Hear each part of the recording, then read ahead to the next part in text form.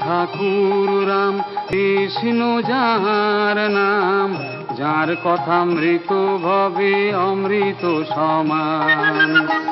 যিনি রাম তিনি কৃষ্ণ হয়েছেন অবতীর্ণ, পরম পুরুষ তিনি, তিনি ভগবান। কলির ঠাকুর রাম কৃষ্ণ যাহার নাম, যার কথা মৃত ভবে অমৃত সমান।